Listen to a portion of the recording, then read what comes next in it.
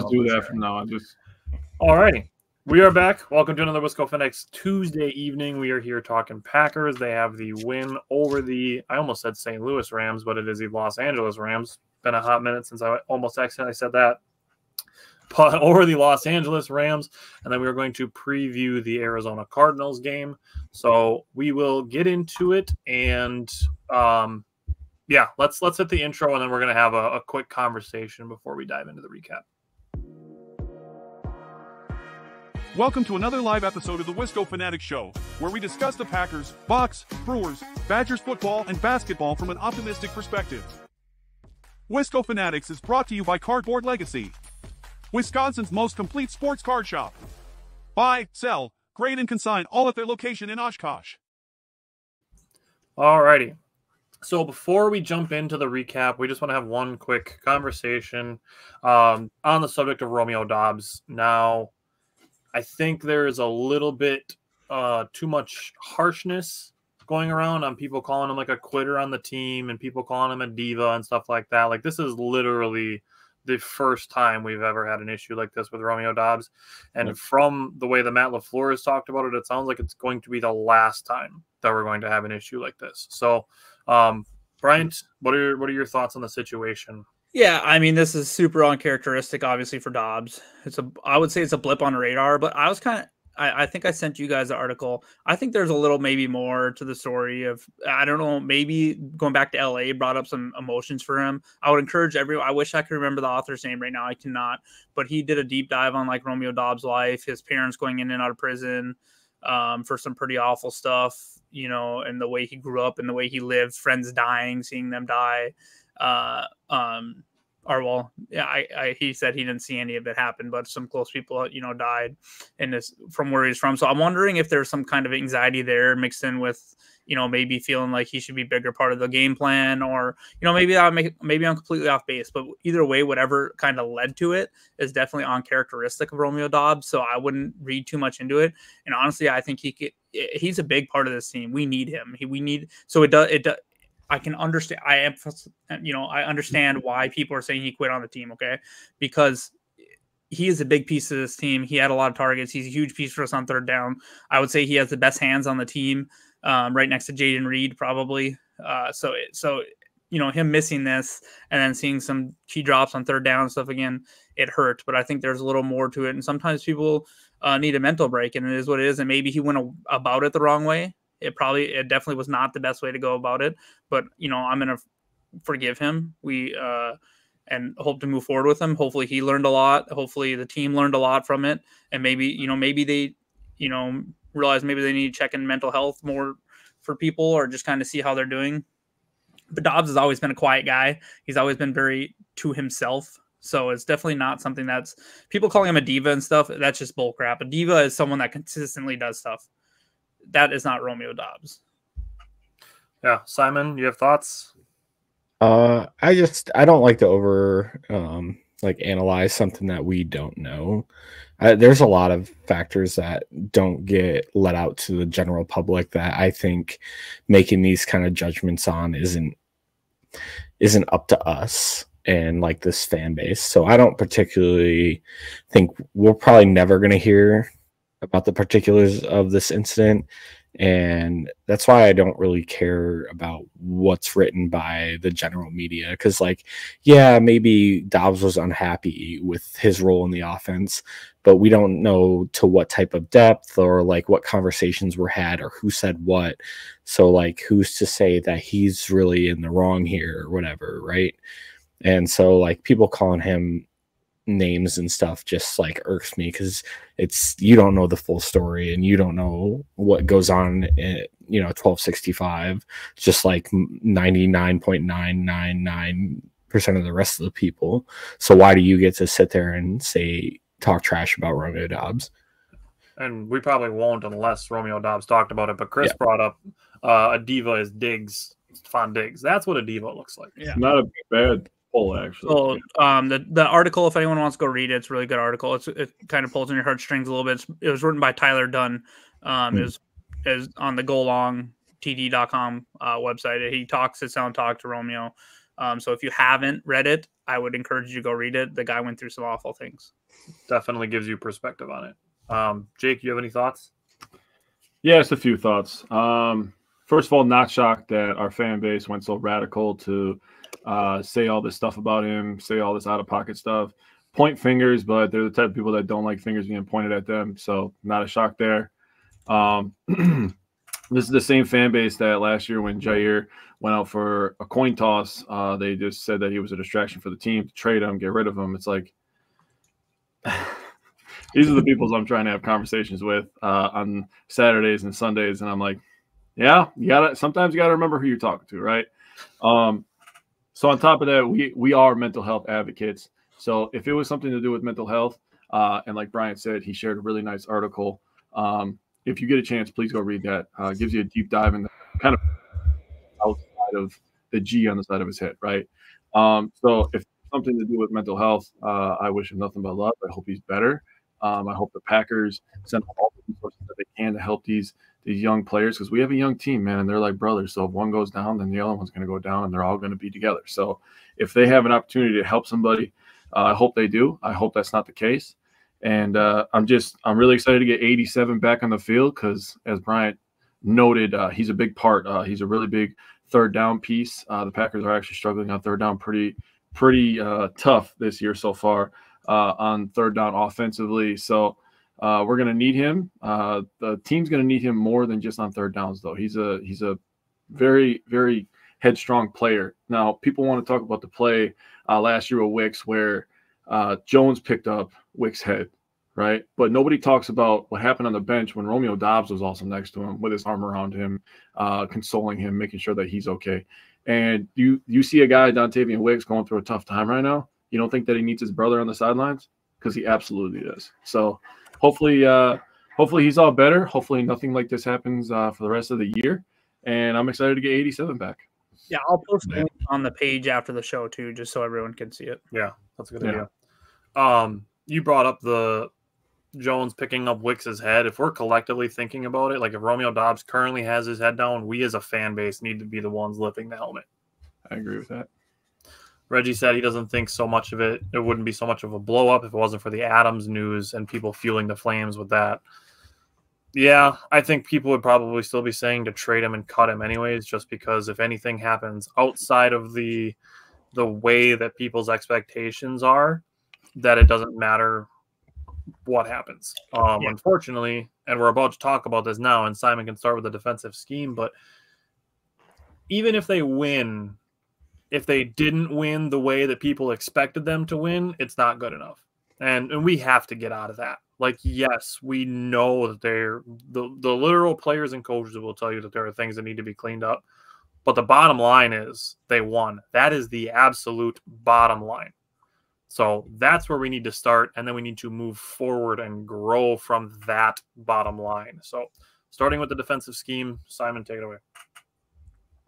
I thought seems like Jeff Hafley's kind of not going to be the guy that sends a lot of blitzes.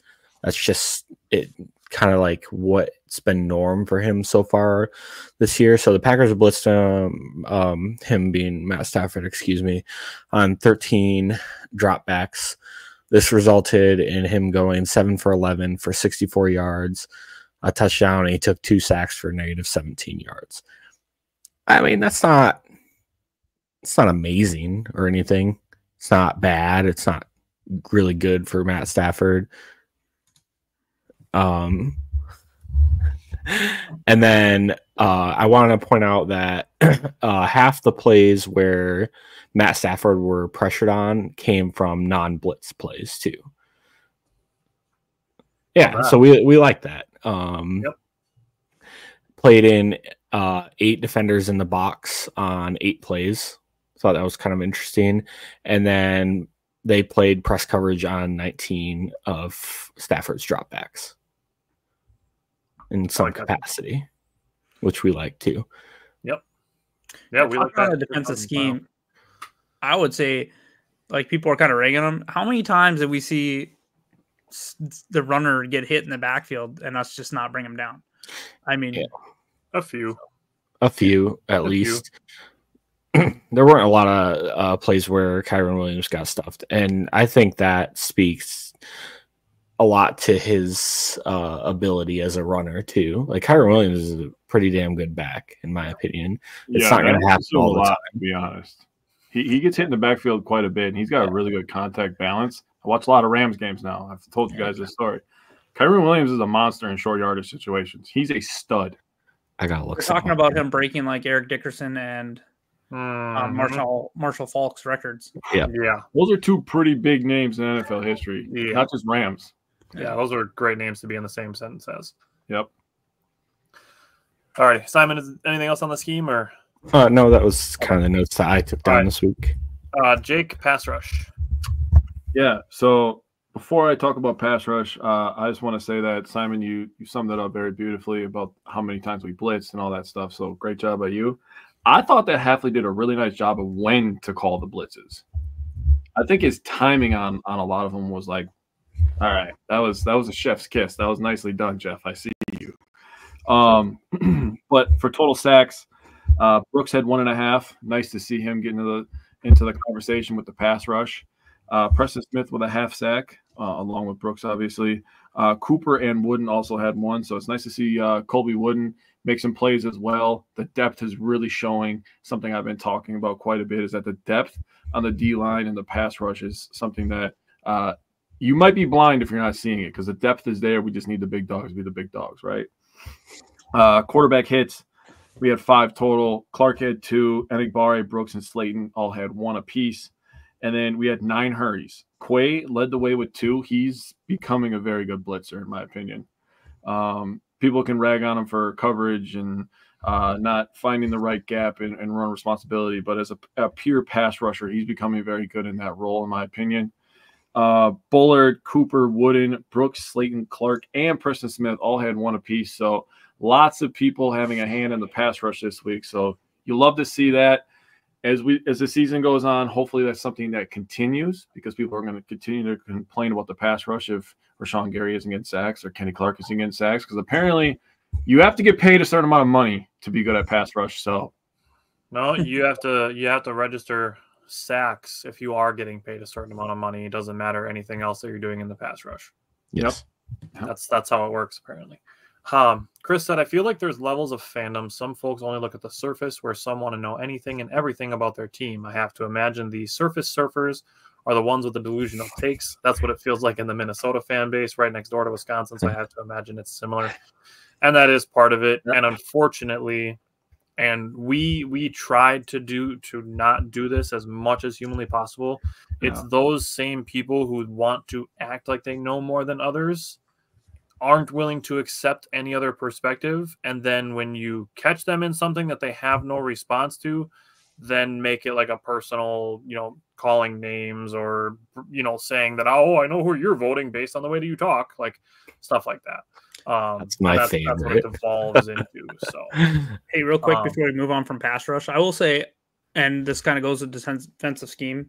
Good point, Tyler. Sorry, but we're tied for 6th in the league in sacks, so we're generating sacks still, and it's crazy because I think I saw some that we were like 8th in pressures too.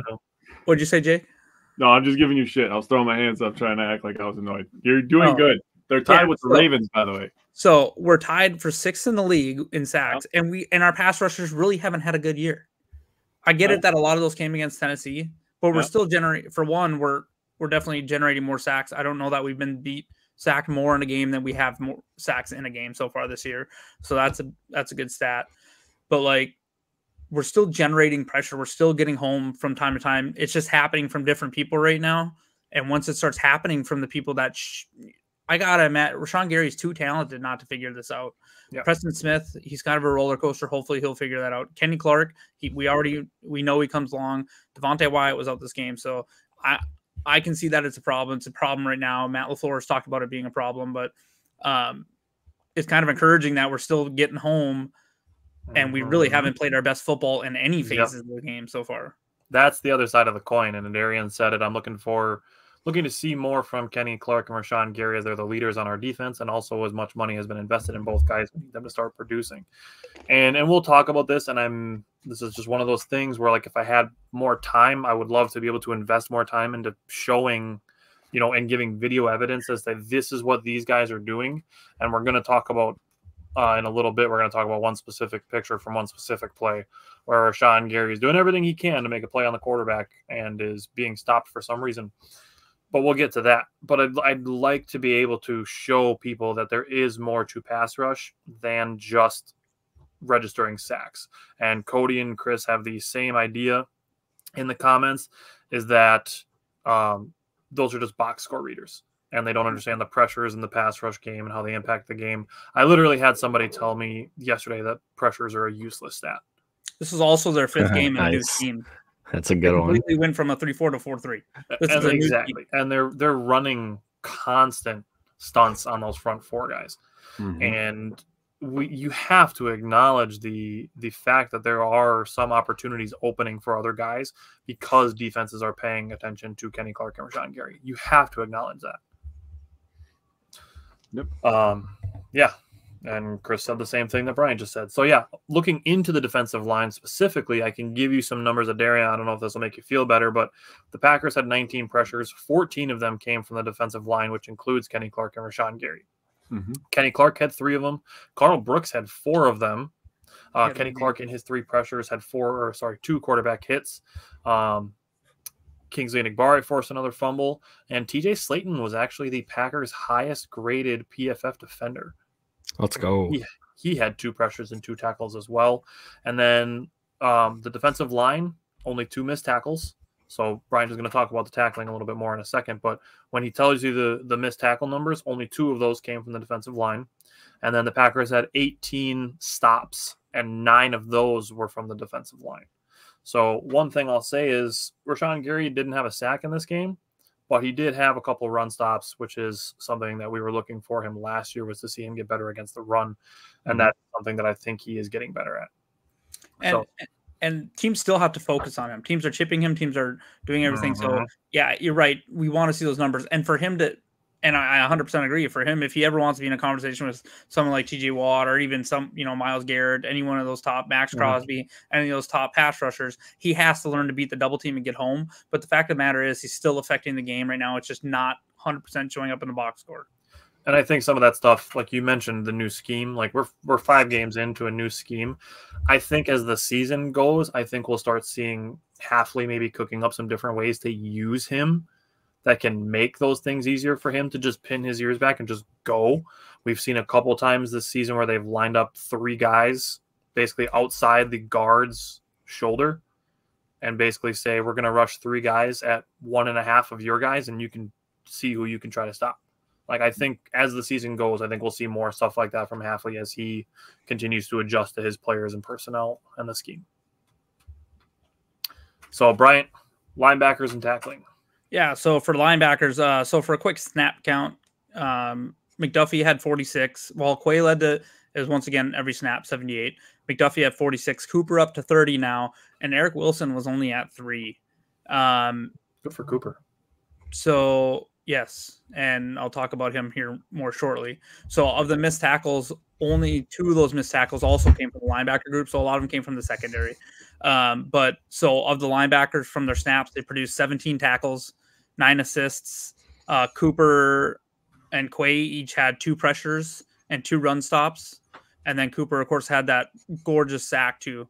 He did such a good job of getting his shoulder there and not getting it would have been pretty easy to get a horse collar there, and he had maybe it was luck, but I would say it was skill to make sure he grabbed him on the shoulder and just didn't let Matt Stafford get away there and just threw him to the ground.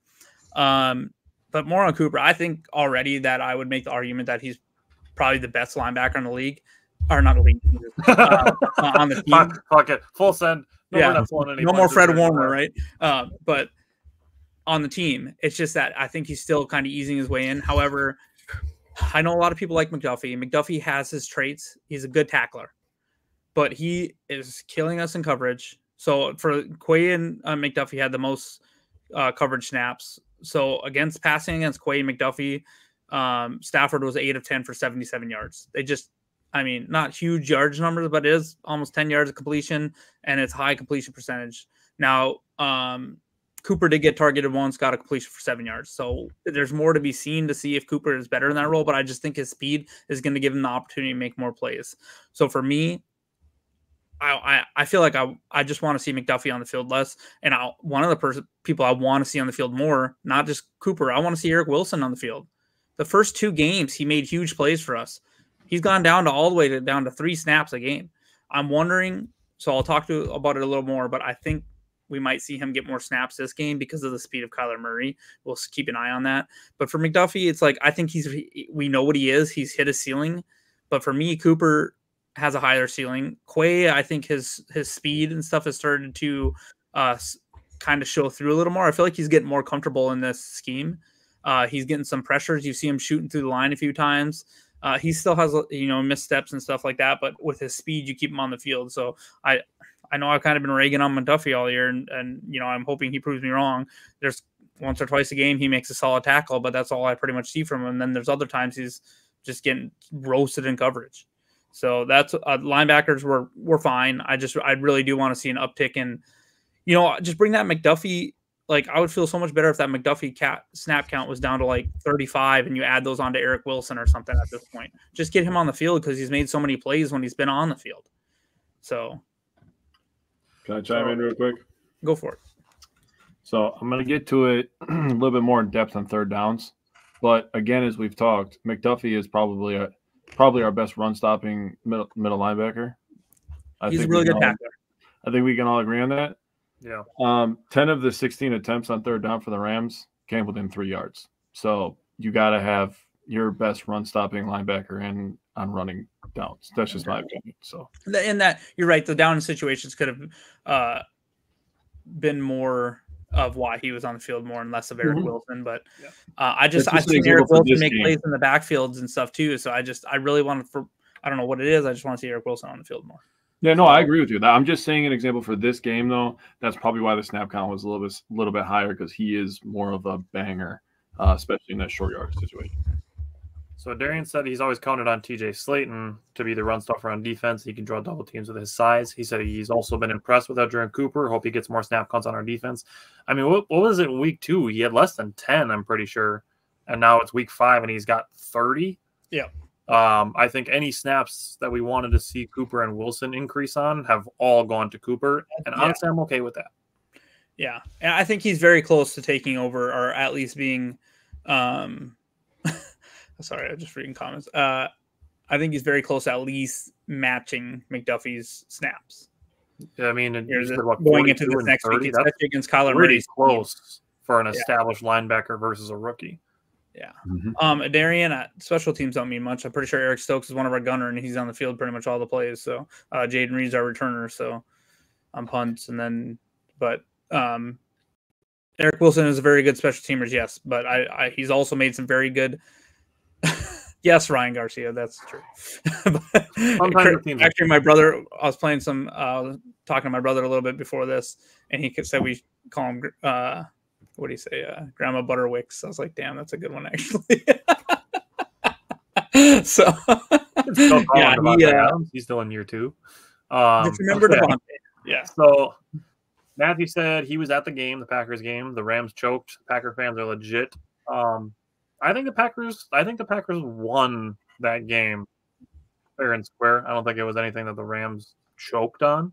It wasn't like they had a guy wide open and Stafford just underthrew him or overthrew him or anything. I think the Packers made plays to end that game with a win. Obviously, there's more they could have done. There's other things that could have gone their way. But Packers fans are legit. The Green Bay Packers travel well. And then he said he hopes we beat the Cardinals. Well, we're going to talk about that in a minute. But now we're going to switch to 3rd and 4th down. Hey, my turn. So, as I said, 10 of their 16 attempts were within 3 yards. So they went 8 of 16 on the day from third down, 2 of 4 on fourth down. So on the third and shorts, they had 5 of their 7 conversions from 1 yard. That's painful. That's painful for me to read over again. Painful to go back and think about. It's like you're allowing the Rams to stay ahead of schedule every single play. It's like that is a way that is an argument in my opinion where you could say that the Rams maybe did choke because they did control the ball very well. I think they just didn't finish drives, but that could be a little bit of credit to the Packers too, right? And especially Xavier McKinney, just saying. Third and medium, they went 1 for 2. The one that they didn't convert on was a sack by Brooks, so good job by him. And they were 0 for 4 on third and longs. One of them was a sack by Cooper. One of them was an interception by Xavier McKinney. As we just continue to say that. Hey, where do we get McKinney from again? The Giants. That's right. Yeah, New York Football Giants. So crazy that they let that guy walk on the screen real quick here. I got you. And then I'm gonna put this back up here. You see this comment? Oh, not this one. It says the Rams choked. Yes, they choked Rashawn Gary, is what they did. No flag. This is the fourth down play, the last play of the game, essentially the last play of the game, because after this, the Packers just kneeled the game out. But Rashawn Gary was literally going to call game if he doesn't get Heimlich maneuvered. And it's like, this is what I'm talking about with people. What kind of Heimlich maneuvers are you doing? Don't matter. How are you stopping someone from choking by choking them? The one where the food is only stuck in the top part of your mouth. You want someone to double die. Yeah, maybe. But Havenstein's not winning this. I don't know if people are just hating on Rashawn Gary, but I literally saw this on the fourth down play. I saw the tight end get a one-on-one, and I started screaming at my TV because I was like, I swear to God on everything, if they complete this fucking pass, I'm going to lose my shit because they didn't call this flag. Now, obviously, it was an incomplete pass. But even if it was incomplete, you still have to call this flag, in my opinion. I mean, you have to ref the game fairly. This is a clear hold. I mean, just unbelievable stuff. Just wanted to give credit to Rashawn Gary, really, on the last play to tune it up. And he was trying to call game. Havenstein was just like, nah, fam. And the refs were like, oh, that's okay. yeah, we're just going to look at that. Yeah. If people want to complain that the Packers hold all the time, well, you call this. This is Monday Night Raw. Pretty much. Yeah, I had that last night too. Oh, buddy. Yeah, having to choose between Barkley and McKinney and choosing neither. All right. Well, speaking of Xavier McKinney, we can just go right into the secondary. Back to Simon. Yeah.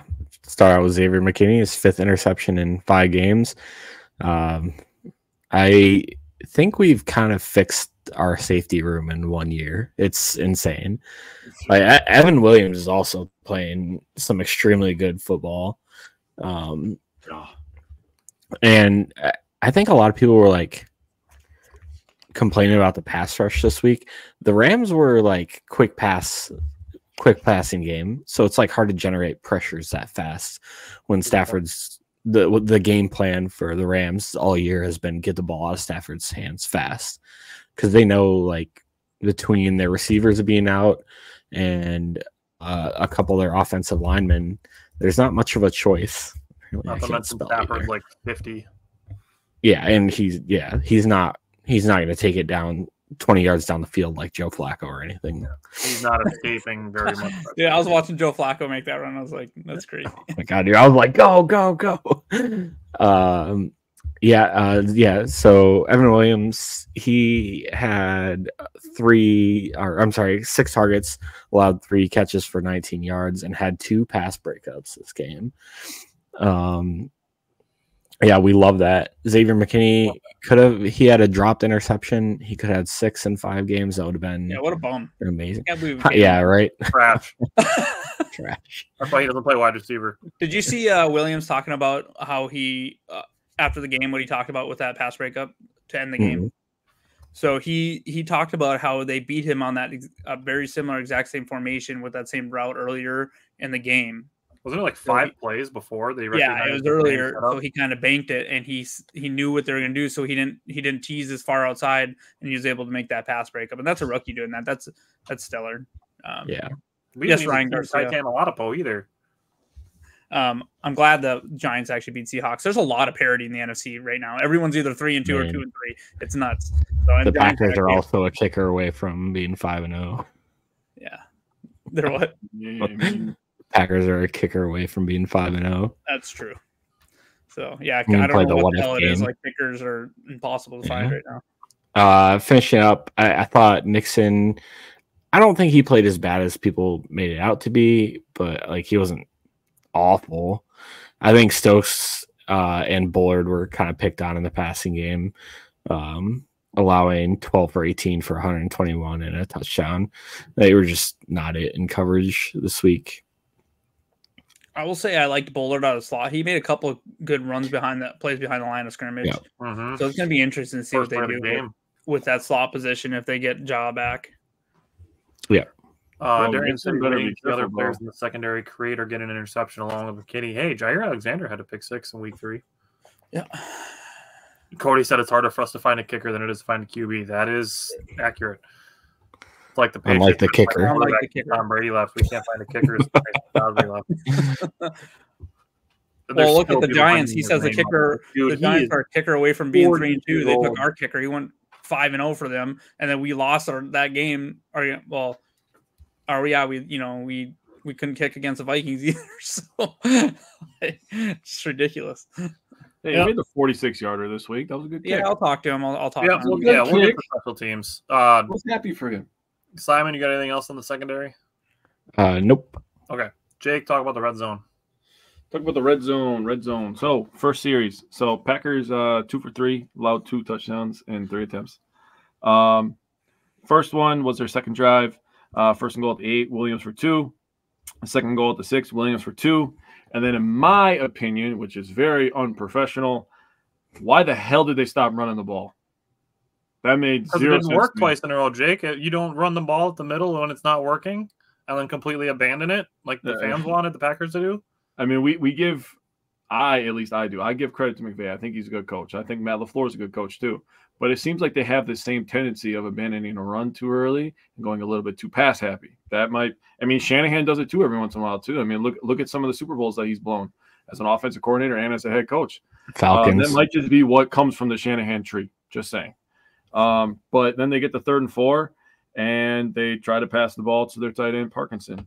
Then they're at 4th and goal, and they're still at the 4-yard line, and they try to pass the ball again. And it's like, what are we doing? Chris said Kevin O'Connell does it too. Same coaching tree. I might have said something smart when I called myself unprofessional. So good for me. Pat myself in the back. There we go. Way to preface that. It won't take me seriously. Ooh, self-burn. Those are rare. Let's go, baby. So then we get to the second drive.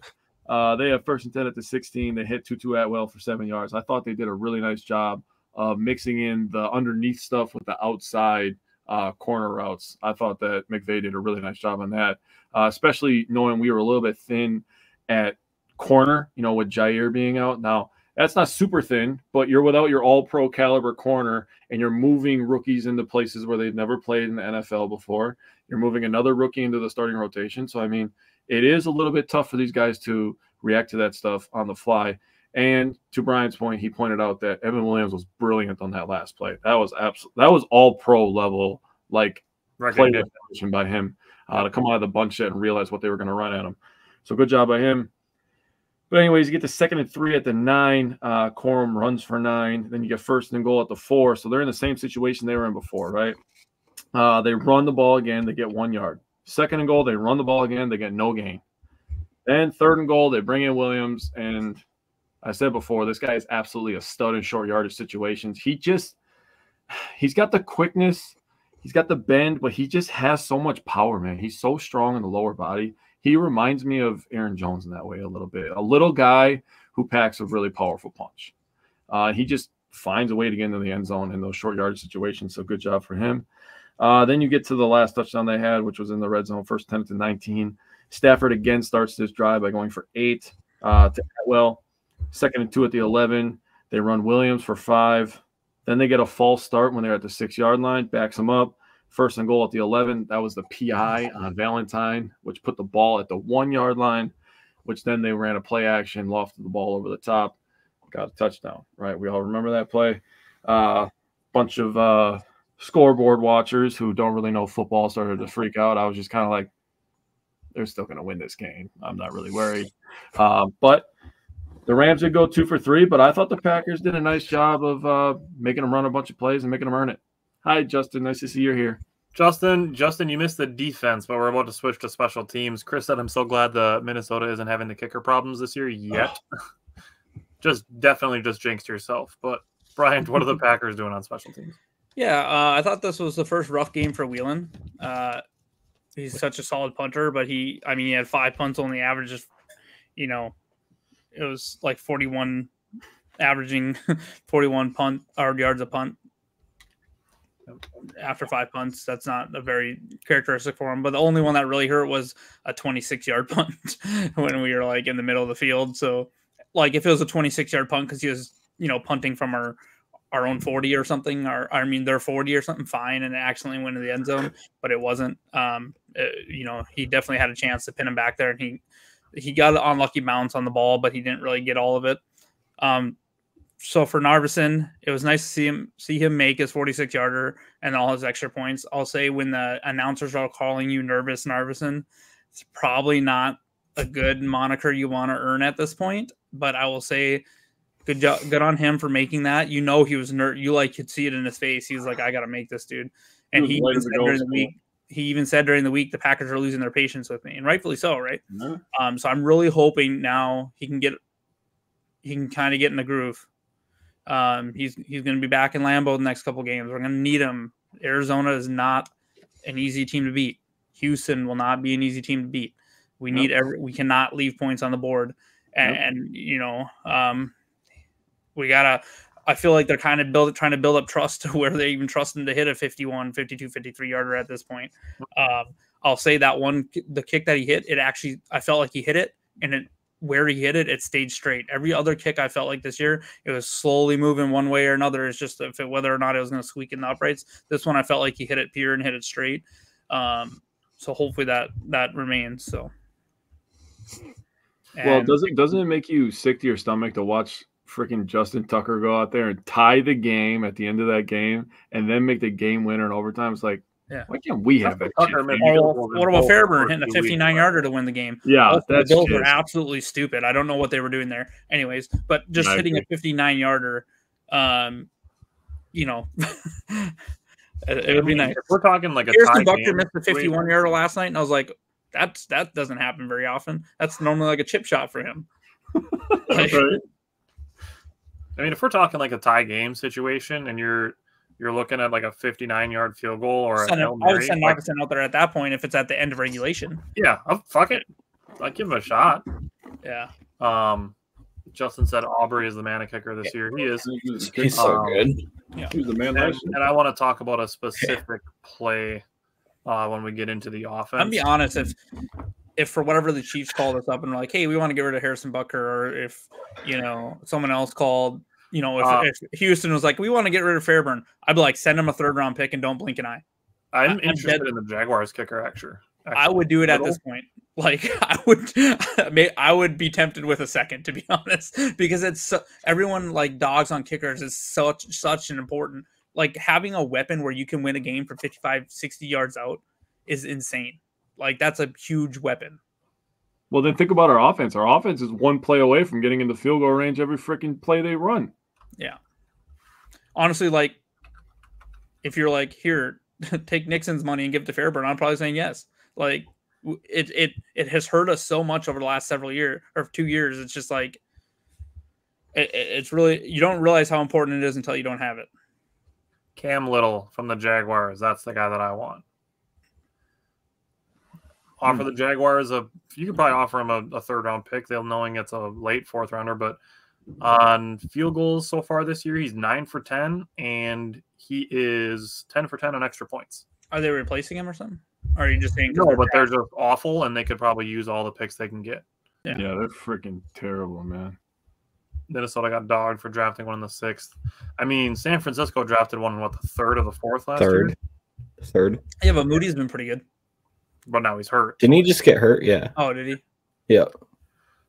Justin, he was hurt last year too. Yeah, and like I said, the Jaguars can use all the help they can get. So if they can get a 3rd or 4th rounder for their kicker, like send them over to Jacksonville. Yeah, honestly, because if you find a good one, you don't have to worry about it again for 10 years. Exactly, and they worked a couple out last week, a couple younger guys, but one that actually went and hit the game-winning field goal for Arizona, mind you. Yep, and then Cody's comment. the Jags for their kicker in return for a coaching session with Clements. Yeah, they could probably use that. They could probably take Tom Coughlin's name out of the rafters and put it back on their sideline. So we can get into the coaching before we switch to the offense.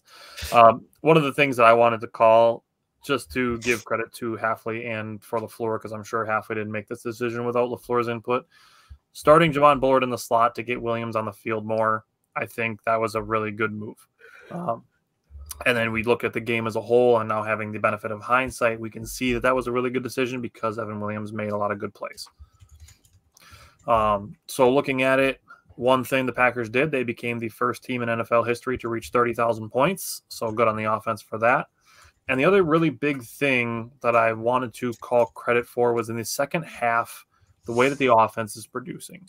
Even the Minnesota game, though they didn't win, they rallied very well on offense. And in this game, especially the third quarter specifically, they forced 2 turnovers and immediately scored 2 touchdowns off of those to win the third quarter 14-0. As far as the team goes, there's still too many penalties, but this week the offensive line was better, but the wide receivers need to clean some stuff up. And that's guys like Malik Heath being forced into playing a little bit more, Bull Melton as well. But we'll get to that when we get to those specific position groups. But still a few too many penalties, but it's not repeat offenders. You know, it's not the same guys making the same mistakes as it was the last couple weeks. So, yeah, like Rasheed Walker. That's clean. Yeah, exactly. He didn't have any penalties this week. So, going into the tight ends, Simon, start us on offense. Yeah, Tucker Kraft, baby. He's the man. He's so good too. I started him in fantasy this week in one of my leagues. I did too in one of my leagues. Did you see that he broke like the speed for a tight end on a football field? Like he broke the NFL record for speed. Are you serious? He hit like 19.5 miles an hour or something. So what's that? 19.76. 76. Okay, sorry. Year the first. Are you talking NFL all time? All time. That's wild. Wow. Yeah. So he ended up with 4 catches. I'm sorry. Go ahead. I was just reading Justin's comment. He said Kraft equals stud, and that is true. Absolutely. What does stud stand for? Or are you just like individually putting it? He was saying it with emphasis. Great timing on that, Justin. Brian in our back chat as well at the same time. Yeah, we put it. That's funny. Yeah, so he had 4 catches on 6 targets for 88 yards and 2 touchdowns. That second touchdown was just such an effort from him too. Yeah. I didn't think there was any doubt of it being a touchdown. Like I didn't. Did you, talking about Tucker Kraft, did you see the report on what AJ Dillon says? He says to people talking to him. Did you see it, Simon? No. He says that AJ Dillon said there's times on the field where people are trash talking him, and Tucker Kraft will tell him he's going to burn down their childhood home. Yeah. That's so funny. So messed up. That's awesome. So he had 69 yards after the catch. Nice. Yeah, I thought you guys would like that one. Everybody likes that. I had to put it on. Everyone likes that one. And also he graded out pretty well in blocking per usual. Luke Musgrave was active this week, but it seemed like they kind of wanted to hold him out. So he didn't get any snaps this week. So it's just 50-19 split between him and Ben Sims, and Ben Sims didn't really he wasn't even targeted in the past game. One man show. Yep, one man show. That's all we need is Kraft mac and cheese, baby. Yeah. Give me that mac and cheese. Name. Yeah, that's one way to put that. Full of hate and violence, and I love it. But he's our guy, so we love Kraft was also mic'd up this week. I haven't watched it yet, but I'm not. I watched it earlier. Was it good? Yeah, I mean, it wasn't. He didn't say anything about burning down childhood homes. That would have been so funny. It was a lot of like hyping up his teammates and stuff. Yeah. Oh, that's awesome. All right, Bryant on the wide receivers. So let's talk about the wide receivers then. Let's see. Sorry, I went to my preview side. So Jaden Reed is just a dog. Dog. Dude, that catch first off, that throw, but that catch is wild. Like especially that photo you showed, Tyler. I don't know if you have it easy to pull up or you can work on pulling it up, but it's just wild where the ball is. And I was watching on the field. I was like, why is he throwing that football there? I thought for sure it was picked. And then all of a sudden he catches it. I was like, what the hell just happened? So he's actually 5th in the league right now in all receiving yards. Also, Tyler shared the stat with me. Great stat. He's the 6th player in NFL history to have 400 receiving yards and 100 rushing yards through the first 5 games of a season. The last time that was done was 1985, so 39 years ago. That's a long, that's a long. None of us was alive. Oh, so Bears fans probably know about that. Yeah, it was in the 80s. Damn it, I was going to burn the Bears too, man. I was actually the Super Bowl. Yeah, but yeah, the fact that Jaden Reed comes down with this pass is wild to me because for one, that one cornerback for the Rams, he should be fired immediately. I don't know what he was doing. Number 4 totally sold his team on this play. He also got killed by Rasheed Walker later in the game, but anyways, we love so that. The fact that he came down with that ball is awesome. And then so good job on Jaden Reed there. Wicks drops, needs to stop. He had a rough game again with drops. The PFF only credited him with 1. I would argue it was 2. I know Jordan Love underthrew that one ball, and he probably needs to put that more on a rope. But Wicks goes up and it goes through his hands. You need to make those catches. I said it actually to Christian Watson's dad, but I said it to you guys in the chat as well. I think Watson and Dobbs both come down with that ball. Yep. Oh, yep. 100%. I will say, though, I get that Wicks had the drops. He had 2 absolutely he had more, but he had 2 huge blocks for us. That block he makes on Tucker Kraft's touchdown, he holds that block for like 3 to 5 seconds. Good call. He also had a block on the Josh Jacobs when Josh Jacobs bounced outside. That was Dontavian Wicks blocking out there for Josh Jacobs to score. And then I didn't go back and watch the screenplay, but with all the wide receivers that were blocking out there, I would almost guarantee that Dontavian Wicks was somewhere out there blocking on that touchdown as well. But Dontavian Wicks was our best run blocker per PFF. Yeah, he used the graded. So the wide receivers, this will tell you a little bit about the O-line when I get there, but the wide receivers had much better run blocking grades than our O-line. Top 4 of the Guess who was second? It was Malik Heath or Bo Melton. Yeah, Bo Melton. So 4 of our 5 top graded pass blockers were wide receivers, and that's huge. That's a huge testament. Run blocker. Run blocker. Sorry, that's a huge testament to our coaching staff. Because what does Matt LaFleur say? If you want to get on the field, you need to block. Yep. At those positions, and they had a huge game. But so I get it that Wicks drops were awful again, but I feel like he made up for it a little bit at least with those huge blocks. That's Jaden Reed also had a really big drop that he should have made, right? So we're going to talk about that. So, but overall, I thought it was a good job by the wide receivers, getting everyone a little bit involved. Malik had a couple catches. Bo Melton got involved.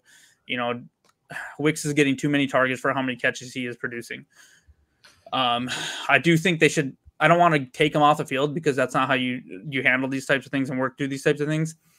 I would say with Dobbs coming back, maybe Wicks isn't on the field as much on big like 3rd down plays and stuff like that, or he might just not be targeted as much, or we just work through it. Either way, however it goes, it goes. But he can't be getting 10 targets and producing 3 catches. That's just not a high enough completion percentage.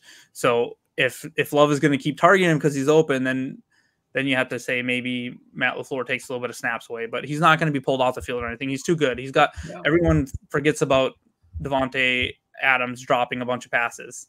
So don't give up on him. It's going to be frustrating. Yes, MVS part 2 a little bit.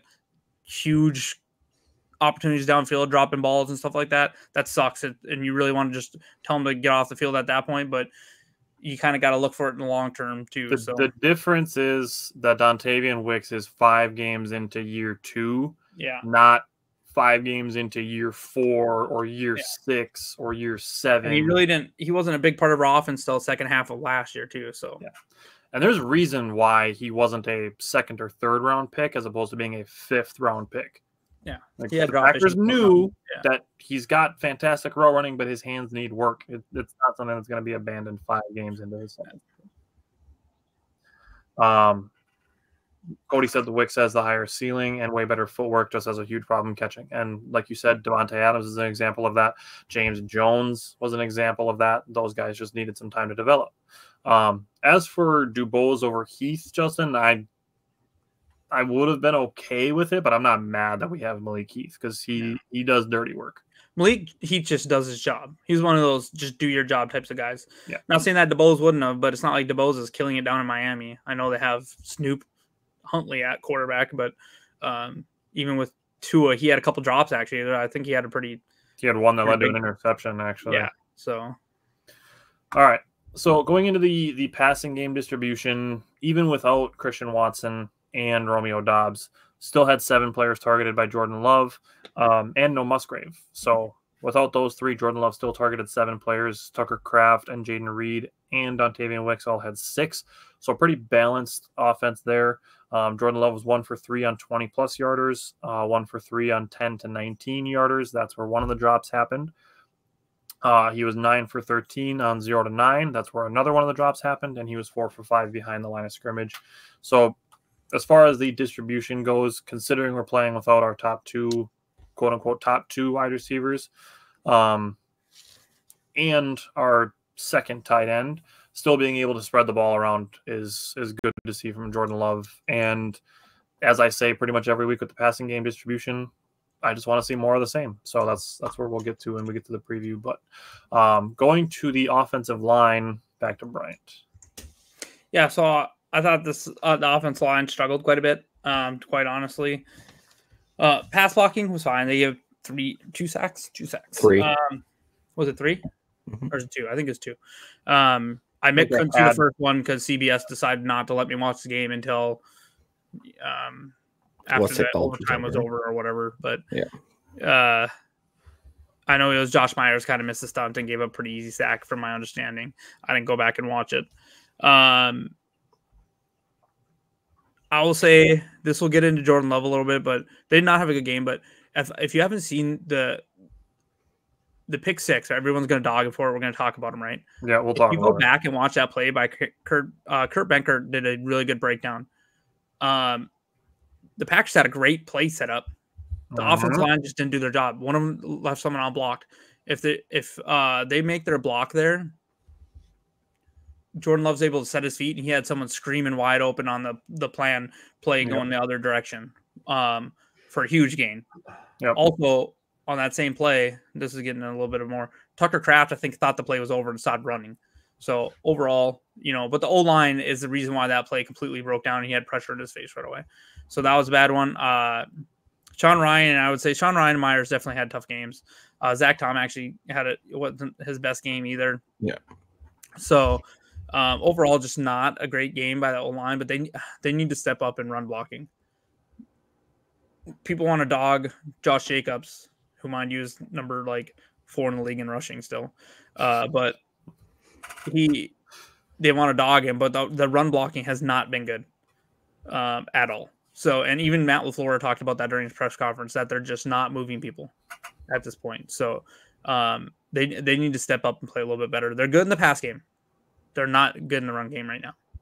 The Packers have the 26th graded run blocking grade from PFF. Yeah. And it is PFF, so take it with a grain of salt, but still being in the bottom third is not ideal. Yeah. There's some, you can like the grades or not like them, but there's some, I can't think of the word I'm looking for, but there's some, evidence there. Correlation. Yeah. Correlation. There you go. There's correlation. It's not like their grades are so completely off that the Packers are clearly a top 5 run blocking team. They're not. Yeah. It's not a stat that I would use myself, but it is one that you can use as a barometer. If they're ranked 26th, I wouldn't be like, oh my God, why are they not 20th? Or, oh my God, they're 32nd. There's definitely some buffer there, but it's not like you just said, it's not 26th to top 5. Like, there's not that much. Yeah, it's a good measuring stick discrepancy for in their sure. grades. All right. Anything else on the O-line? Okay. Simon, go into the run game. Actually kind of segues well because I was looking at something earlier, and I was looking at like yards after contact, and Josh Jacobs is like 3rd in the league in yards after contact, and he's like 6th in yards after contact per attempt. So he's making stuff happen. So, and I think Aaron Jones has been a little better of a runner. I'm not gonna say it, but like, can we stop acting like this is such a huge downgrade, or like the talent gap isn't there? And also, I mean, I'm not like, happy about this or whatever, but Aaron Jones is hurt right now, and it looks like it's going to be like, a week-to-week thing. So he might miss a couple games. But luckily they're on a bye week right now. So, but like this is the game after the bye. Yeah. So I mean, Gutekunst made this decision for a reason. Yeah, Jacobs is 3rd in yards after contact, and Aaron Jones, for the record, is 9th. Yeah. But per attempt, I think Aaron Jones is a little better. But in either case, like Josh Jacobs is playing really well this year, and I don't think there's any doubt that they were pretty much are close to being on the same tier. It's the availability. Yeah. I don't know. I've seen a lot of people dogging Jacobs, or like saying, well, I don't know why we didn't keep Aaron Jones. It's like, well, this is part of the reason why. But is also about to turn 30. Josh Jacobs is about to turn 27.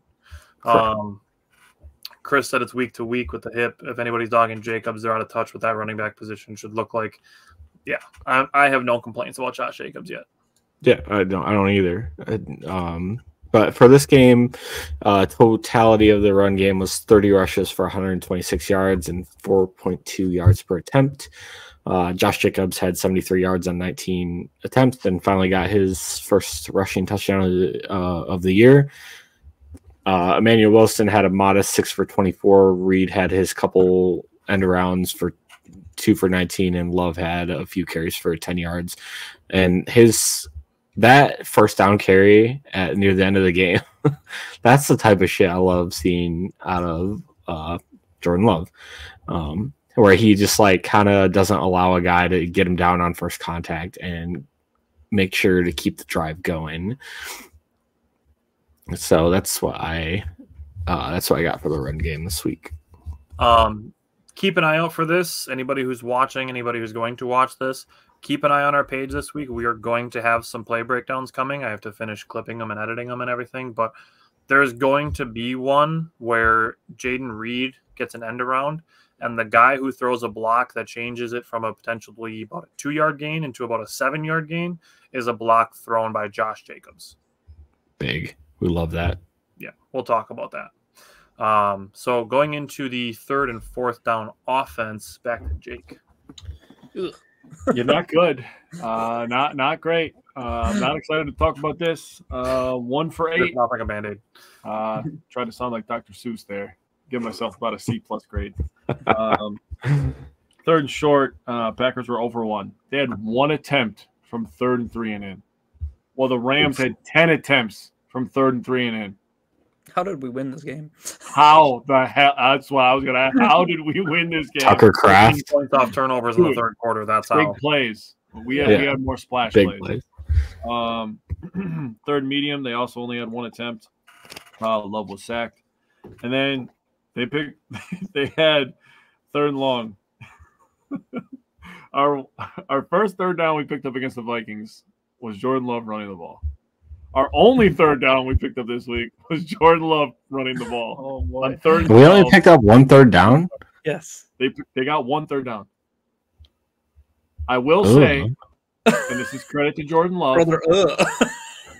He did pick up another 3rd down, and it was because he caught the Rams with too many men on the field. So good job on him catching them. Right. That's probably one that confuses a few people, but technically that play doesn't count there. There's no play in there. So Love running for 12 yards was our 3rd down conversion this week. Good job, Jordan Love. that cannot happen that often.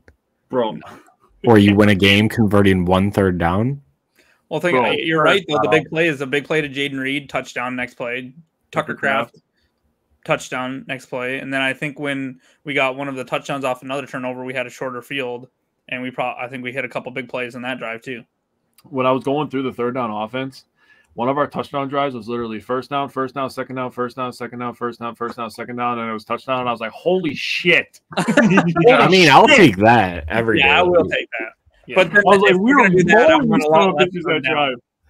They did have a drive, though, in this game where they wasted a lot of time. They had 14 plays and only gained 46 yards and ended up punting the ball. That drive right there, that's a drive where you win the game right there, too. Just totally control the ball. Wisconsin Badgers football, baby. And Josh Jacobs scoring as well. Yep. Yeah. And yeah. Justin said I'd like to see Love run just a little bit more when nobody's open. He's a gunslinger, man. He wants to sling it. Yeah, he does. He's a mix of Brett Favre and Aaron Rodgers, but I think he leans a little bit more to the Brett Favre side. He wants to sling that shit. I think he's still dealing with a little bit of the MCL stuff, right? Not a lot, so it's going to be harder for him to choose to run as well. I gotta say, man, I always used to wonder what social media would have been like when Brett Favre was our quarterback. No. And I am about to freaking find out. Trade him. I'm about to find out because Love makes some crazy decisions at times, and it works out. You know, about 50% of the time. So every time he throws the damn ball, you're just kind of like, this is either going to be really crazy or I'm about to get really mad. I don't know what's going to happen. Somebody said it on our post today that like once in a while, just air it out and let your guy go make a play. Yeah. Yeah. And I'm totally on board with that. Yeah. You heard what Jaden Reed said. Yeah. He's down there somewhere. Exactly. So anything else you wanted to say on third and fourth down, Jake? You got to pick on more than one. Is my opinion. I'll say this: the Packers were efficient in the red zone. 2 out of 3 trips, they had touchdowns. All 3 trips, they had points. So that is encouraging to see those numbers ticking up. Justin said it works 90% of the time or 60% of the time. First trip, they started at the 2-yard line after the Jordan Love bomb. Jacobs got his first touchdown. Second trip, they started at the 19. Jordan Love had that backwards, quote-unquote, fumble, and that ended in the field goal before the half. But it was a backwards pass as he was getting hit, as he was trying to set up a wide receiver screen to Jaden Reed. Still got points at halftime.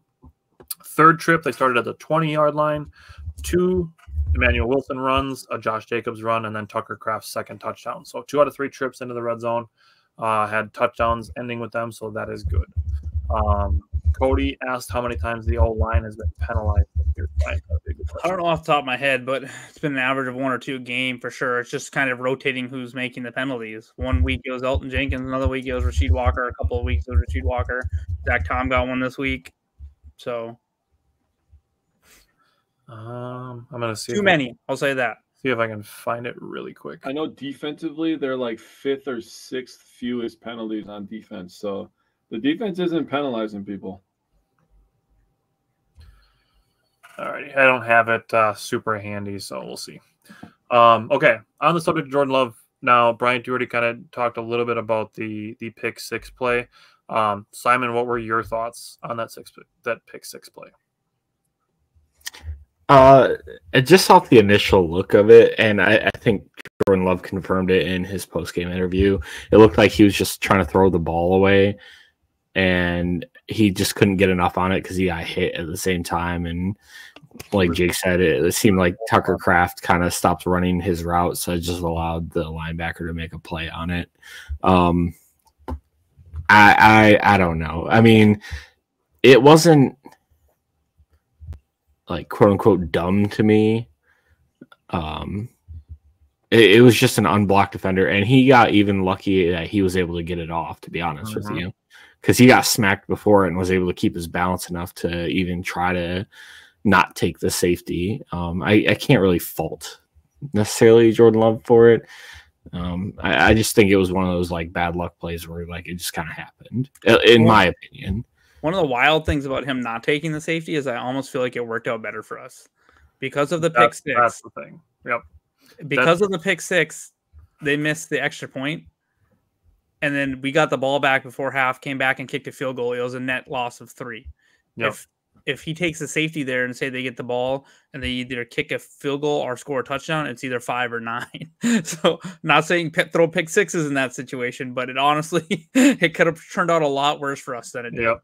Yeah. If you're talking about a bad or worse situation, I'll still take bad.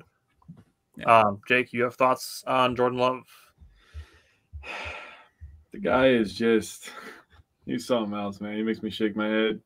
Not in a good way sometimes, where I'm just like, what the fuck are you doing, dude? The other times I'm like, Jesus Christ, I guess you're just in charge. I'm just going to sit here and shut my goddamn mouth. I don't know, man. I do think that he is trying to come back from the injury a little bit. You could tell he's still kind of favoring the right leg when he walks and when he runs. But he seemed to be much sharper with his accuracy. He seemed to be on much better timing this week. So those are positives to take away. If I was the Arizona Cardinals, I'm going to be honest, I'd be shitting my pants right now because I think Jordan Love's going to be feeling a lot better come this Sunday, 2 weeks removed, from coming back. I think he's going to light the world on fire this week and remind people why he was an MVP candidate going into the season. Yeah. My thought is, so obviously, like I said, you're talking about a bad or worse scenario.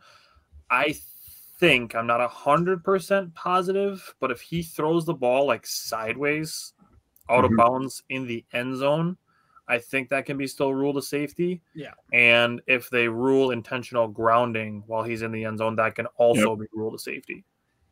So I understand him trying to get rid of the ball. I understand the decision that. JR said he agrees with you, Jake. So good for you. Bad idea. And here's this. Matt LaFleur said this after the game, that his ability to respond to poor decisions, bad plays like this, is his superpower. After that pick six, Jordan Love rattled off 9 straight completions. Yeah, that's disgusting. And the next incompletion that he had wasn't even a bad throw. It was a literal throwaway because there was too much pressure. So it's not even like he made a bad throw for the 10th one or there was a drop. Like, he just had to throw the ball away because there was pressure. Those 9 completions resulted in, I think it was Wes Hockley that tweeted this. Those 9 completions resulted in 17 points and taking us from a 3-point deficit to an 11-point lead. Yeah. Right after that pick six. That is correct. That's awesome. That's insane. Okay. So as we transition here, Justin asked the question, I feel like we went from scheming to specific teams back to our normal playbook. Any thoughts on why? I'm going to say part of it is the 2 games where they were scheming for specific teams were the Colts and the Titans. I'm going to say this because I'm confident that it's happening. Bears fans are probably beating their chests about their big win last week. They were playing the Panthers. It makes it a lot easier when your opponent isn't as talented. Now, to the point of the Rams not having some of their key players, that is fair. But I would also strongly argue that the Rams are much better coached than the Colts or the Titans, as well as the Rams still having a much better defense than the Colts or the Titans.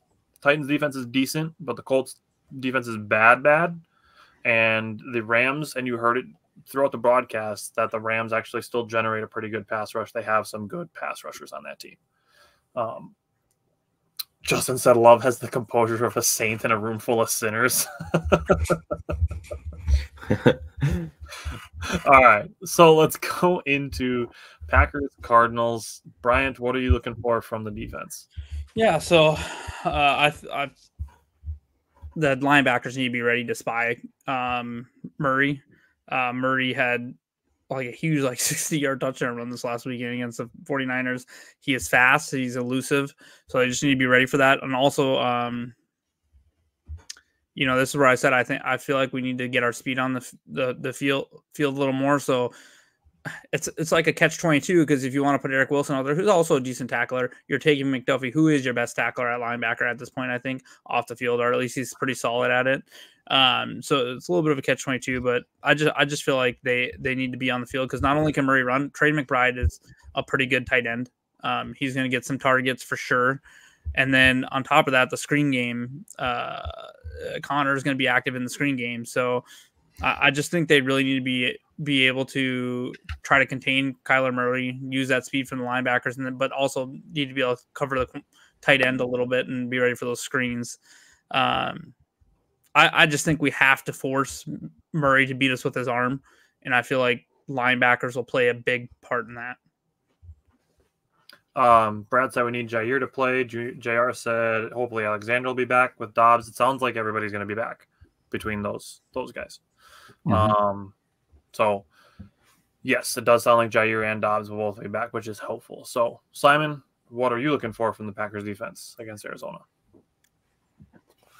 Yeah, pretty much the same thing that Bryant said. Just the Cardinals are averaging 156 yards per game rushing, which is 4th in the league, and then they're 3rd in the league in 5.5 yards per carry. Murray and Connor definitely carry the load on that in that aspect of the game. So it's kind of the same thing with like Anthony Richardson, but I think Kyler Murray is a better player, obviously. And I think they have better weapons, like Brian said, with McBride and Marvin Harrison Jr. But forcing Kyler Murray to throw the ball and not allowing him to kind of skip out of the pocket and get like a 50-yard touchdown like the 49ers allowed this last week. Jake, what are you looking for from the Packers defense? Yeah, so pass rush. Cardinals have given up 11 total sacks. Bryant was trying to steal my thunder before. Packers have 16 this year, tied for 6th in the NFL. It's going to be a little bit less go after Kyler unless we get them down by a lot, and then we can just kind of tee off and see what the hell happens, a la look at the 8-sack game that they had against Tennessee. But it's going to be a little bit more contained Kyler that we've seen in week 1 and 2, and can't let him extend plays and drives with his legs. That's just my opinion. That's when a lot of breakdowns happen, a lot of PIs, a lot of defensive holdings, stuff like that can really ruin a game and take you out of your rhythm. 3rd down defense, Packers teams are only 21 of 59. That's 35% of the year, so I got nothing to complain about over there. Red zone defense, yes, they allowed 2 for 3. They've been allowing a lot of touchdowns in the red zone, but they did come up with a big stand pretty early in this game that gave me some hope that maybe they are improving. They made them run a lot of plays in the red zone, made them mix up play calls, play actions, zone runs, powers, just straight up just trying to pass the ball to matchup base players with tight ends on smaller corners. So, I mean, I think they are improving in the red zone defense, so hopefully that's a trend that keeps going up. The guy to watch in red zone defense this week is definitely a guy named Marvin Harrison Jr., as he's big, tall, and can catch the football. So let's watch that. Justin asked, do we have an update on Wyatt? Not a super conclusive one, but I'll say the fact that he wasn't put on IR is a good sign. JR also said the problem I see is Gary and Preston having a hard time getting at the QB. Just my opinion. Maybe I'm wrong. And this is, again, we had this conversation a little bit earlier. There's more to pass rush than just sack numbers. We put the graphic up of Gary being choked out by Rob Havenstein in the Rams game, and I promise you it's not the only time that Rashawn Gary's been held. But we can talk about this, and I'll try to find more examples during the Rams game of where I can find Rashawn Gary still making an impact in the passing game or the pressure game, even on plays where he's not registering sacks. I know it happened in the Titans game. There were a couple times where he forced Levis to step up into the arms of Lucas Van Ness and Preston Smith, who had 2 sacks in that game. So there are things outside of pressures that do still make a difference. So we'll get to that. As for me on the defense, looking for the defensive line to continue to generate pressure. Simon brought it up. I know Jake brought it up. Still getting 4-man pressure when they're not blitzing. That is a big deal. That is where the 4-3 can really help you if they can improve in the run game and still be able to generate pressure when blitzing 4. That is a potential X factor thing outside of not my personal X factor pick, which we'll get to, but a player that I'm going to be watching in this game is Kingsley Enagbare. To see, they line him up in different places. He's a guy who I think could potentially catch up to Kyler Murray. I'm not expecting him to beat him in a foot race, but if we're talking Kyler Murray rolling out and a guy like Kingsley Enagbare chasing him around, I think Enagbare is a guy who could force another turnover this week like he's done twice in the last 3 weeks. So Moving into special teams, Brian, what are you looking for special teams this week? Yeah, I just Narvison needs to make any kicks. I will say that the Cardinals have allowed like 3 returns on the season, so they can kick. Well, we got to watch what's Prater. I haven't looked at Chad Ryland, but if he ends up being their kicker, he has a propensity to miss some kicks. He was 15 for 20 last year, so Matt Prater has been a Packer killer a little bit, so I wouldn't hate if he didn't play this week. But it'll be interesting to see if it affects their kickoffs at all as well. I haven't looked. I'll wait for Jake's weather report for that, but they have allowed 3 returns, 2 big ones this year. So they're not allowing a lot of them, but they have allowed a couple. So we'll see if that plays a role at all. But we just really need Narvison to make his kicks and for Whelan to basically return to form and really kind of we were really struggling with field position this game against the Rams. We need to not do that this game against Cardinals. Justin said they can't continue to be an edge pressurer. They got to be edge rushers. I'll say this: they don't have to be on the edge all the time. Those guys can be moved around. We've seen Inegbari line up at defensive tackle a couple of times. I think that's something they can do with Preston Smith and Rashawn Gary. And like I said this earlier too. Justin, you weren't here for this either, but I think as Hafley continues to go through the season, they will look at ways like, hey, how can we put our best players in favorable situations where if you're going to still try to double team this guy, it's going to just make it so that everybody else gets a free run at your quarterback. They're 5 weeks into a new system. We've seen them be capable of doing these things. 5 weeks is not a long enough sample size for me to be like, nope, they don't have it anymore. Like that's not where I'm at. So speaking of that, Tyler, while you were talking, I just looked it up really quick because why not? Kingsley Inegbari has 7 pass rush or snap counts over the B gap. Lucas Van Ness has 6 and Preston Smith has 5. Interesting. They can do it. It's not frequent, but it's something I'm sure they can play around with. And if we can see that these guys aren't putting up big sack numbers, which obviously everybody's feeling the need to point out, obviously the Packers know about it as well. So I want to point something out before we continue. Just on Justin's comment, Justin, I'm not picking on you. You realize that the other team doesn't want us to sack the quarterback, right? Like that would be like bad for them. Sure. That'd be like great for us. I would love that, but that's like not good for them. You know that? I feel like they didn't know that. Yeah. Also, I really feel like when people watch Monday Night Football, please do yourself a favor and tune into the Manning cast. They teach you so much about football, dude. It's unreal. I like the Manning cast. Watching that last night with Bill Belichick, and I was just like, dude, I am a literal moron compared to these guys when it comes to football. These guys are freaking football gods, dude. And the things that they're talking about is different ways to attack defenses. If they're coming into a game against the Packers and they know that Kenny Clark and Rashawn Gary can wreck a game with pass rush, do you think they're going to hold on to the ball very long? Yes. No. They're probably going to try to get rid of that son of a bitch with quick out routes, which you've seen work against the Packers defense plenty of times this year. There's a reason for that. And no, it's not just because of the corners. It's because they don't want to get sacked. I'm not going to let those guys go one-on-one very often, if ever. Right. Okay. Yes. Really, really. Again, Justin, I don't know if the Titans knew that, but it seems like everybody else does. Oh, man. Poor Will Levis. And part of it, too, Jalen Hurts, Anthony Richardson, those guys are mobile. Those guys are harder to sack. We're going to play Kyler Murray this week. I'm not going to freak out if the Packers have a bunch of pressures, but not a lot of sacks because Kyler Murray is mobile as well. Mm-hmm. So for me, looking at the coaching side of things, I'd like to, like Justin kind of said, get back to some of the balance of the Titans game and play like the third quarter of the Rams game. It kind of goes back to how I viewed the season as a whole, where they kind of use the pass to set up the run almost, but not just downfield passes. We've seen the wide receiver screens and the tight end checkdowns be extremely effective. So I just want to see more of that kind of stuff mixed in.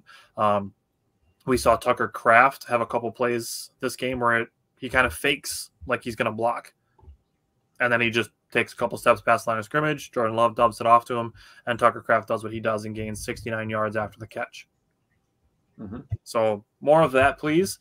And then, honestly, my thing with Jeff Hafley is I just want a little bit more consistency. And it's not even so much that it's consistency, but it's almost like I guess I can use the same word as balance.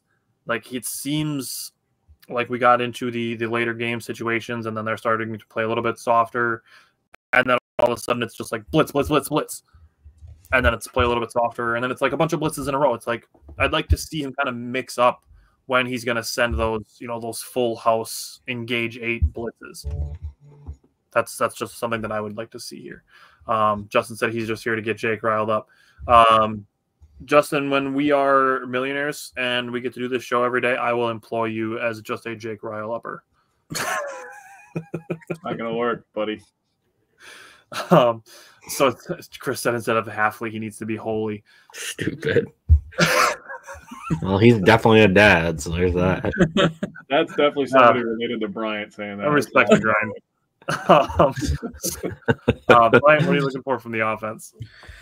Yeah, so the Cardinals are definitely beatable. They're the bottom third of the league in yards allowed, so they allow 360 yards a game, and you can run on them. They're allowing 147.8 yards per game, 4.6 yards per carry, 8 touchdowns rushing already, which is a very high number. Jesus, they didn't even play against McCaffrey.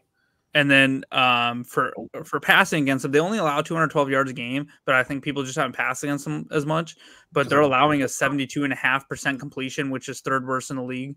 And then they're also allowing 8.1 yards per attempt, which is also third worst in the league. I just the O-line needs to do a better job run blocking, because I feel like the part of our game we haven't seen yet this year is our my gosh, I'm blanking on the word. Play action. Goodness gracious. Play action plays. Some of that might be due to Jordan Love not being able to be under center, but hopefully the knee is even more healthy and we're going to see some more runs under center this game. So I just feel like they need to get better at that. Also, a lot of Arizona sacks has come from their linebackers on blitzes. Like their top 3 sack producers are their linebackers, and not not outside linebackers. I'm talking like Chris Barnes and Mac Wilson, who play like second tier. So they will throw some blitzes at us. Really, just wide receivers need to catch the damn ball, and then their nickel back is good, but their outside cornerbacks are not good. So for the wide receivers, I just need them to beat that, and I do think Dobbs can have a pretty good bounce back game here, especially on third downs. Yeah, Simon, what are you looking for from the offense? Everything Bryant just said was in my notes. Okay. All right, Jake, what do you think for the Packers offense? So on offense, I was actually looking up some of that stuff too, and I was trying to get some elite stats like Bryant, and I ended up looking at the passing yards and stuff, and I was like, oh my God, that's disgusting for the Cardinals fans. But the thing that I wanted to look at is third down offense. Packers are 20th in the league and third down percentage, 23 of 62. That's 37.1%. That's not going to cut it if you want to be a championship contender. I'd really like to see a bump of about 8-9%, get around that 45-46% range. That's kind of my goal for the rest of the year for this offense. I definitely think everything that they've had to go through. I mean, a new running back in the backfield. Watson got hurt. Love got hurt. Dobbs missing a game. I mean, guys getting thrown into different roles. I think a lot of things that have really come to a head to this point, and I think from here there's no other way but up. And I think the Packers offense has shown explosion, obviously at times, shown how good they could be. So I think the Cardinals should not want to be in Green Bay, especially after I looked at the weather. It's not going to be like Arizona. Yeah, we'll see. For the Packers, for me looking at the offense, it's going to be good to get Dobbs back. We need our best wide receiver. That's what I've said that he is. He is our most complete wide receiver. Reliable. The phrase that I've been using. I would say that Jaden Reed's getting very close to taking that over, but Romeo Dobbs is very, very consistent. And I'll still say this. I do think I think we are getting to that point where Jaden Reed is the best wide receiver, but I still think that Romeo Dobbs is the most complete. But yes, either way, it's a good problem to have. It's a good debate to have. Yeah, we take People those. be like, oh no, we have all these guys that are good. Like, oh no, please no. Yes, they've had the drop troubles. Hopefully, that's something that Dobbs can help alleviate, even if it's only a little bit. But feed Tucker Kraft. Big. Big true. He's literally made 2 mistakes that I can think of in his time. The fumble. He had the one ball that he got punched out against Minnesota, and he had on the pick 6 that was brought up that he didn't finish running his route. Those are the only 2 things that I can think of that I was like, okay, Tucker, like you got to do better. Other than that, he can do no wrong. I think he had a drop on the year too at some point. Oh God, no, I just caught him. Matt LaFleur said yesterday that's involved. Yeah, just caught him. Just caught him. He'll burn down your childhood home. I was trying to find that meme earlier. So someone posted a meme of you know that little girl that's smiling or whatever with the house burning in the background. Yeah. Posted it, Tucker Kraft's face with the house burning in the background. Tucker Kraft's little sister on there. It's such a good idea. But I couldn't find it. That's a good point, Justin. It'll be interesting if he can pick up that leader mantle again. How quick they'd give it back to him. Yeah. Looking at the red zone, if you want some more statistics, in the red zone, Arizona allows 54.55 touchdown percentage. The Packers are currently converting 50%. If Green Bay gets 5 chances, I'd like to convert 3 out of 5 and get that 60%. That's still where I'd like to see the Packers around, is that 60% number. At Jordan Love specifically, I'd like to see him just clean up a couple of the bad decisions that he's made in the first 2 games back from his injury and keep doing just about everything else. So, Chris said the game could be a fantasy football heyday. It absolutely could. There's absolutely a route where this game turns into a shootout, and that would be fun. But let's go to Bryant and look at the injury designations to watch. Yeah, so they just put one of their, I can't remember his name. I forgot to write it down, but I think it was their guard, the left guard. They had to put him on IR today. So they did lose someone along the offensive line. But their offensive line is fine. I think Kyler Murray avoids a lot of sacks, to be honest. So, but for injuries, we have to kind of keep an eye on Ja, Morgan. I think they're both very close to returning last week. And then Watson and Wyatt, I think will be the ones that are up in the air. I'd be very surprised if Wyatt plays this week. Mostly because he didn't do anything last week and he didn't even have a designation. Now Watson, with the fact that he came in at doubtful, we'll see. It could still be another week after this week, but it really depends on if he's practicing in a limited fashion on Wednesday. I like his chances. And then for the Arizona Cardinals, I said the guard, but then I think a big one to keep an eye on is Matt Prater. See what happens. I can't remember. I think he pulled his groin or something. So, we'll see what happens. And he did that late in the week last week, if I'm not mistaken. Well, maybe not that late because they signed that Chad Ryland exactly after we worked him out. So we'll see if he's close to getting back or not. I imagine if it's a grind or a quad pull for a kicker, it's going to take a couple weeks. So we'll see. I wouldn't hate if he – because I've watched him kick a lot of 50-yard field goals against us, and I wouldn't hate if he had to sit out one more week. Yeah. Jake, what is the weather report? Shout out the Weather Channel. I literally quoted everything that they said. Sunday, October 13th in Green Bay, Wisconsin. Rain showers early with overcast skies later in the day. High around 54. Winds north-northwest at 15 to 25 miles per hour. Chance of rain 50%. It's going to be some bullshit. And I'm going to be inside and I'm going to watch football, so I don't really give a shit what it looks like outside. So. All right. I hope it doesn't rain because I think they're a better running team than us with the ability to run quarterback. So I'd rather not rain, but it's gonna rain. It's gonna rain. All right. Going to the matchups to watch. Simon, what is your matchup to watch? I have our defensive line versus their offensive line. Trenches makes sense. Jake, what's your matchup to watch?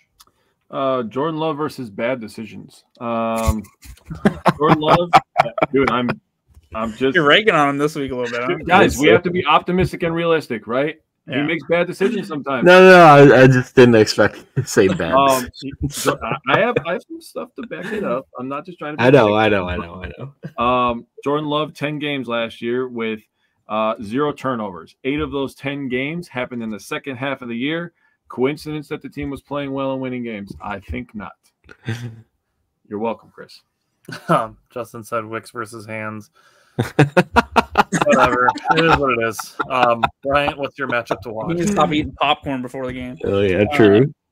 My matchup to watch is Quaden Cooper and company versus Murray. Ooh. One that I'm glad that nobody else claimed, Jair Alexander versus Marvin Harrison Jr. I hope it happens. I hope we get Jair following him around. It would just be good football. Regardless of what happens, like if Marvin Harrison Jr. beats Jair for a big catch, like I'm not gonna be like, oh my god, Jair's trash. Like Marvin Harrison Jr. is a really good wide receiver. He was a top 5 pick for a reason. So I'm excited to see if Jair goes up against him because, like I said, it would just be good football. Todd said McBride against Quay. That would be interesting. Let's go into our X Factors. Simon, who is your X Factor? Tucker Kraft, baby. Love that. Hold on, I got a stat. Their linebacker, Kazir White, and safety, Jalen Thompson, together have allowed 30 catches on 35 attempts for 377 yards and 2 touchdowns. Oh. So they're pretty brutal in the middle of the field, so I'm looking for Tucker Yikes. to take care of that. Justin said a sneaky pick is going to be Dortch versus Stokes. That would be fun to watch, too. Ooh, yeah. Jake, what's your matchup to watch? Or sorry, your X Factor. Did matchups already. X Factor. So my X Factor is the Packers offense on third downs, actually. I have a goal for them to go 6 for 12. So hold on a sec. It's just just hold on a sec. So the Cardinals, on the season, have allowed 26 of 55. That's 47%. That's fucking bad, by the way. Over the last 3 games, they've allowed 21 of 35 third down conversion rate. That's 60%. The Packers can get to 6 for 12. That'll be really good. Also, Jordan Love making good decisions. We're going to score a lot of points then. Yeah, I like that. Bryant, what's your X Factor? Mine, I put Romeo Doubs. And it kind of ties into Jake. I just think that he's so huge on third downs. I do feel like he's going to come Sorry. He's going to want to get into this game. I'm just waiting for your stupid faces because I paused there. He's going to want to get into this game. He's going to make a difference. It'll be interesting to see if they kind of do any benching for a little while or anything like that. I think they want to move past it, so I don't think they would. Yeah. I don't think that's the right decision, but I do think that he could have a big game. Mine is Kyler Murray, actually. Looking at it in the 2 wins that Arizona has, I'm going to go back to something that Brian said earlier, that the Packers are better off if Kyler Murray is throwing the ball a lot. In the 2 wins that Arizona has, he's 36 of 51. That's a 70.6 completion percentage.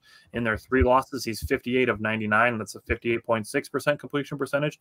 So I think it plays to the Packers' benefit if he's throwing the ball more. That's completely fair. All right, let's go into score predictions. Simon, give me your score prediction from the head. 27-23. You mother. That's mine. Hey, Brian, what's yours? 27-23. That's what you get for stealing my whole offensive notes. Like literally all of them. I deleted the whole paragraph. I was like, I don't need to talk, I guess. Deleted it and just replaced it with fuck Brian. You guys going to Vegas after the show or something? Or hell yeah.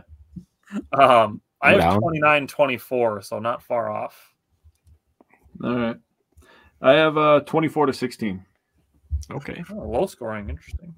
Justin said his X factor is McKinney and Bullard not letting anyone get behind him. Nobody's getting behind McKinney, so that's a dub. He's a good center fielder. Yeah. Back to Simon. Simon, what's your score prediction from the heart? Brian, is yours 30-17? No. Oh, okay. That's fine. Change it. Mine was I did give them 1 more point with this one, but they've had a few games where they give up over 30, so I put 34-24. I have 31-20. 31-17. Ooh. Man, we are all really close on these a lot. All right, let's do some Simon Says. Bryant, give us your first one. You can choose if you want to do offense or defense first. So I will do offense first. Romeo Doubs goes for 100 yards and a touchdown. Got the old Alaskan internet going on up there. I don't know what just happened. My shit just tweaked out. Stepped on the line. Probably. Russia's coming in. I hope so. Yeah, I like that a lot, actually. Justin said from the head 21-17, from the heart 31-28. Ooh. Interesting. So Jake, you have one for the offense? Yeah, it's also Romeo Dobbs. I think Jordan Love is going to force the ball to him a little bit, so I have 2 touchdowns in his return to the field. That was one of mine too. Anybody else want to read anything off the Simon's notes? Yeah. You said Romeo Dobbs, if I change my defensive one, I bet I could write it to what Simon's defensive Simon says would be. Yeah, probably. Just because it's a theme now. Yeah, it's a theme. We have to. It's going to continue until it doesn't happen. And even then. Yeah. I'll just assume he's going to get 2 interceptions the next week. Yeah, exactly right. Week 7's is he gets, or week 17's is Xavier McKinney gets 13 interceptions this week to get back on track. On offense, I have the Packers hit 40 for the first time this season. Oh, I like that one. I don't like it with the weather though. If it was like really good weather, I didn't look at the weather. Yeah, that's fair. It's a low score to me, honestly. Yeah. if the weather was perfect, I'd love it at Lambeau. Yeah. All right. Todd said Romeo needs to put up or shut up. I don't think it's that serious. Yeah, I don't think so either, in my opinion. I mean, it sounded like everything that came out afterwards was like good talks and like like the relationship's gonna heal. They hugged it out. Yeah, hell yeah. I like Justin's. Justin said Cooper or Nixon pick off a screen pass this week. Ooh. Justin, I like that you've been listening to the show and picking up on me saying that Nixon does really well against screens because he broke another one up this week. He had a tackle for -5. Yeah. On the screen. And Jake, thank you for giving me credit for that in the chat. I got you, dude. Okay. Defense. Brian, give me your defense. So in 4 of the 5 games that Arizona's played this year that Murray has rushed for more than 45 yards, the Packers hold him to less than 40. Wait, sorry. Can you say it again? I read your brother's comment. I'm going to delete that one real quick. No, that's fair. So in 4 of the 5 games that Arizona has played this year, Murray has rushed for more than 45 yards. The Packers hold him to 40 or less this week. Yes, because we've been pretty good against running quarterbacks. And as far as them rushing. I like it too. It's good. Yep. Jake, you got one for defense? First, I'd like to have a question for Chris. How does it feel to always continuously be a fan of a team that's always the biggest pretenders in the league? You can answer that yourself. For me, I have the Packers forcing 3 turnovers. One of them is Bullard's first interception. Oh, hell yeah. I've been waiting for it. I'm down. Let's go. He's going to pop one soon. He will. All right. Mine is the Packers have the first 5-sack game allowed by Arizona. They've allowed 4 twice. Ooh. Oh, yes. I like it. Yes. All right. Simon, we're going to end it with you saying your I have a bonus one for defense. It's going to be the you have a perfect way to bonus end one. it off. So No, Brian's got a bonus Simon one. do it, and then we're going to end it off right at that. Okay, Brian, go. Well, my bonus one is that Nixon has a return of 50-plus yards this week. Not a chance. Dude, nobody's kicking. How many? Make sure you clip that with this weather. Nobody's so fast. That was so fast. You didn't even think about it. It's bold. No one's kicked to him yet. So fast. Dude, I think he has like 3 returns on the year. He has 1. I think he has 1. And it was an one awful that he return. probably shouldn't have taken out. Yeah. Is it actually 1? I want to say it's it is more than 1. Hold on one second. I bring it up real quick. Oh, yes. Yeah, 1 return. You're right. Chris, be serious with yourself, bro. I don't give a shit I how can't totally good disagree with Arnold them. I don't think they're fully. I know it's my brother I'm defending, but I don't think they're fully pretenders because I think they're doing it with a game manager right now, and their defense is on a different level. So I'll put this way. I don't think anyone in the NFL is that convincing. There's a lot of parity in the NFC. Mm-hmm. I think in the league in general. Yeah, look at how bad the Packers are playing right now, and we allowed them to go up 28-0, and they beat us by 2 points. But the Vikings have beat the Packers. They beat the Jets, who I know they're up and down, just fired their head coach. But they've also beat Houston. They beat the 49ers. Houston is really the only game that moves me for them. Yeah. They've beat some teams. So it's early in the year. We'll see what happens. I don't think. I am looking at it from a neutral perspective. Sam Darnold is not good. He is regressing back to Sam Darnold that we all know. We'll see what And happens with the Aaron sooner Jones. you realize that, the more neutral you will be, not looking at it from your Vikings fans glasses and a neutral perspective as well. I like that, So, Justin. You're also biased a little bit, Jake. We'll see what happens. We'll see. The North is wild right now. They have played very well. So their defenses, they have the type of defense we've seen defenses where teams freaking Rex Grossman starting a Super Bowl. Okay, so I don't think it's that crazy to think that they could be there the way their defense is played. They don't have the horses on the other side. Yeah, we can have this conversation in a long time. Anyways, for a while. But bold prediction: McKinney has a 6th pick in 6 weeks. And I like Justin. I'm gonna say 3rd quarter. I'm gonna say 1st quarter. Oh, yeah, let's get it in early. I'll be different. I'll go 2nd quarter. Let's go. I'll say 3rd when Arizona's having to throw the ball to get back into the game. 3rd quarter was my original thought. Justin said 2nd quarter right before halftime. All right. Ooh, okay. I would love that if it led to points for us right away. That would be great. All righty. Well, thank you everybody for tuning in, for commenting. Even Chris, the Vikings fan. I'm just kidding. We appreciate it. We appreciate the comments. Todd said 6th pick for a pick 6. That would be fucking wild, and I'm here for it. That would be awesome. So again, thank you for commenting along, watching along, and we are excited to see. Thank you, Chris. I appreciate this when we can get this. Obviously, the Go Pack Go, we always appreciate this, but Chris, I appreciate this, that you, even though you are related to one of the guys on the show, that as a Vikings fan, that you can respect and appreciate our show.